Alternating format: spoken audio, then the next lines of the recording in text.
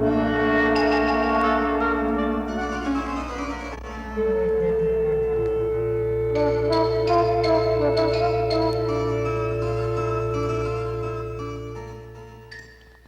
do you do, ladies and gentlemen, and boys and girls and teachers? I'm Julius Sumner Miller, and physics is my business. And my program today I entitle Some Miscellaneous and Wondrous Adventures in the Subject of Heat. Now, before I leave it, here is an interesting inquiry for you to pursue. I mentioned on an earlier occasion the behavior of this little radiometer, known as a Crookes radiometer.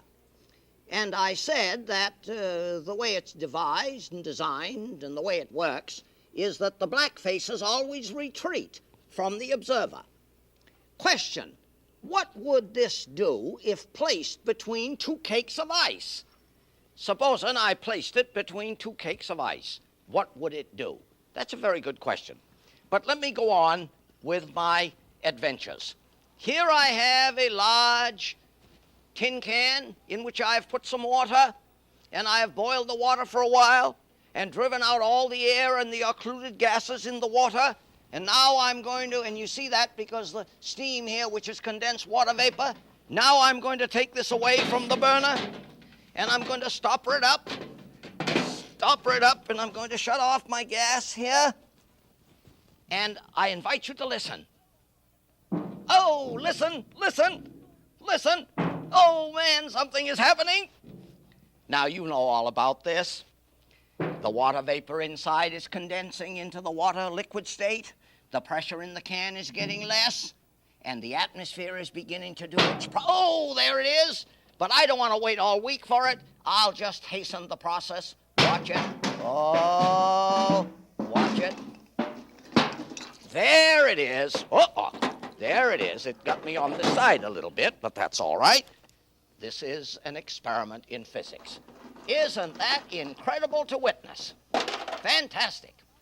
Now, more about this. Supposing I tried to take out that stopper. Answer: it is very difficult to get out. Why? Because the pressure in the can is vastly less than atmospheric. But there it is. I'm going to do something stranger still. I'm going to pour some more cold water on there.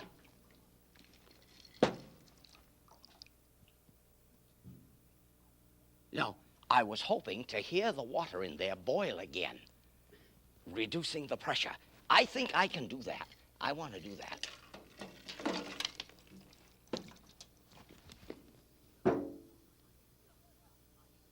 Yeah, I hear the water boiling. Yeah. But let me go on with my business. Miscellaneous adventures. Here I have a cake of dry ice. Now, you know what dry ice is. Solid carbon dioxide. Solid CO2, a gas made solid. Has very strange properties. It sublimes. That is, it disappears without ever going into the liquid state, like camphor. Here I have a silver coin, a silver dollar. I'm going to lodge it in here and watch. I am melting some of the... Watch it. Oh, a little troublesome. There we are. Come on. I'm having a little trouble with it. I want to warm this coin up. Notice conduction, the heat of my hand going into the coin. I'll try it once more.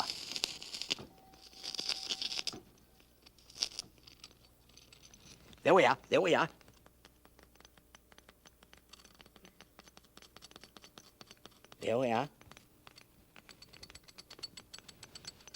Listen.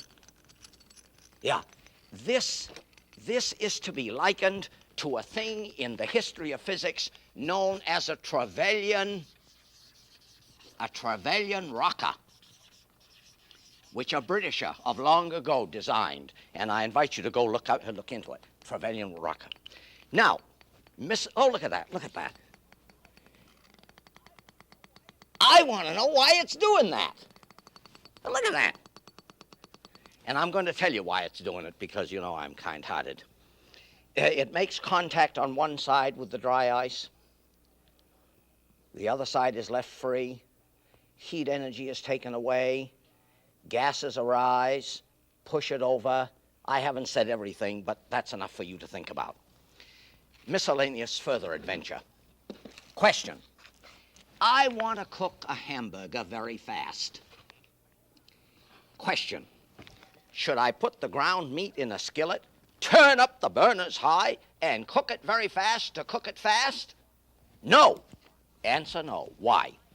Here I have cooked a hamburger very fast, and it is all brown and black and scorched on the outside, but it is not cooked inside. Why? It is not cooked inside because carbon is a good insulator, and the meat didn't get cooked inside. So here is a hamburger that I have cooked very gently and slowly, and it is cooked entirely through and through. So, paradox. In order to cook a hamburger fast, you cook it slow. And I think that's wonderful. Next miscellaneous adventure. Housewives, teachers, people who sometimes prepare onions find that it makes them cry. The vapor pressure is very high. That's why you cry. Notice, vapor pressure very high. That's why you cry. I'm a poet and don't know it. Question. How can I make ready an onion so that when I peel it and slice it and dice it, I don't cry? Answer. Put it in the refrigerator, in the freezing unit for a little while, and lower its temperature very substantially, as I have done with this one. It's a little hard to cut, but I smell nothing. Why? I have lowered the vapor pressure. Now, another discussion. Viscosity. Another interesting thing. Viscosity. V-I-S-C-O-S-I-T-Y. Viscosity. What do we mean by viscosity? We mean the freedom with which something flows. So you put crankcase oil in the crankcase of your car, and when it's cold, it does not flow so freely. When it gets warmer, it flows more freely. So in the case of liquids generally, the viscosity goes down the higher the temperature. And I have an interesting little tale to tell. Here is some molasses in this vessel. It is at room temperature. If I should pour it, it would pour so fast. Now here is some that I have cooled, chilled in the refrigerator.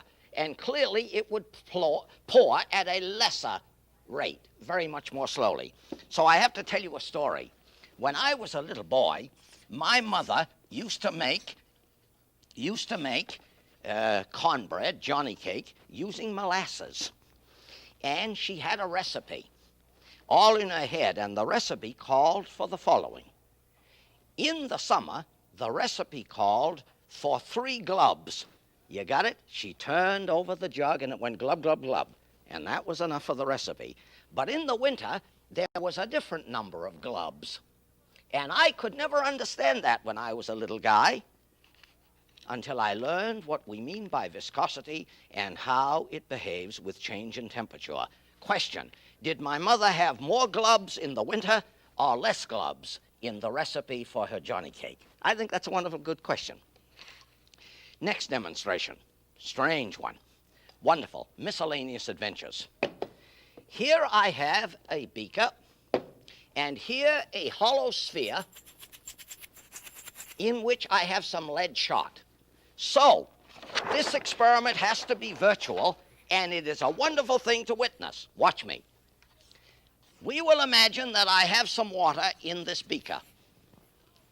Now this sphere is so designed that if I put it in warm water, it sinks, and if I put it in cold water, it floats.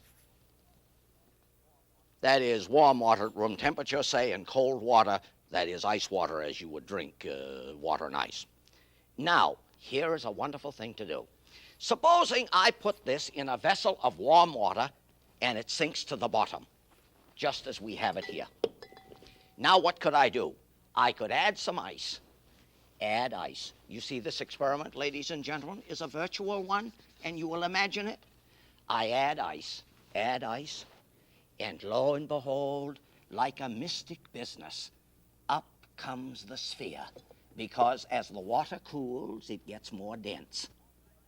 On the other hand, supposing I put it in a vessel of ice and water of such composition and temperature that it just floated. Here it is just floating. Here it is just floating. Now, if I left it here in the studio, as time goes, would not the temperature of the water rise? Would not the water get less dense? And what would this do? Creep down ever so slowly. A very mystic adventure regarding the floating and sinking of a hollow sphere. So you see, people, how I entitle things. The mystic adventure, because it is something to think about, which is not generally in the books. Next demonstration, wonderful thing. I spoke about the viscosity of liquids. The viscosity of liquids goes down with higher temperature. That is, the oil in your crankcase flows more freely, the hotter the system. But how about the viscosity of gases? The viscosity of gases. The viscosity of gases. It is a remarkable thing that the viscosity of gases increases with rise in temperature. And I have a demonstration which we will imagine. Here is a T-tube, unsymmetric. This arm is short and this one is long, and it's connected to a burner. And here's what I would do. There is the tube with unequal arms, and I put gas in here, and I light the ends of the tube which are turned upwards. I light the ends of the tube. The first thing we witness is this. This flame here would not be as high as this flame there. That's the first thing to observe, and that's very important. Why would we see that? Well, answer. The drop in this line is much greater than the drop in this line, so this is getting less gas than that. Now remember what I want to do. I want to show that the viscosity increases with temperature. So, with these two flames, this one low, that one high, I now play another flame on this pipe. This is a tube. I used to say a hollow tube, but it's a tube. You know, a tube's got a hole inside. Question. When I heat this, what happens? This flame goes out.